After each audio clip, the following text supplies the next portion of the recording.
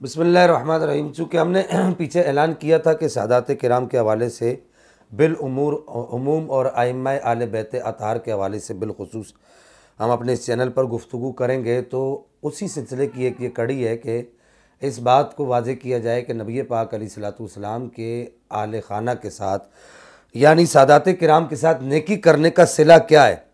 कंजुल माल में बहवाला इब्न असाकिर ये रिवायत नकल है। हदीस का नंबर है 34,152।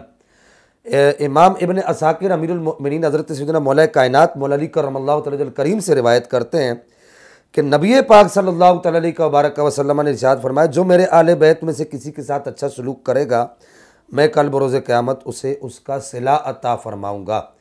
इसी तरह की एक रिवायत सैयदी आला हज़रत इमाम अहमद रज़ा ख़ां फ़ाज़िल बरेलवी रहमहुल्लाह ने फ़तावा रज़विया शरीफ की 10वीं जिल्द के सफ़ा नंबर 105 पर भी नकल की है। अल्लाह ताला हमें सादात किराम के हुकूक़ को समझने की तौफ़ीक़ अता फ़रमाए।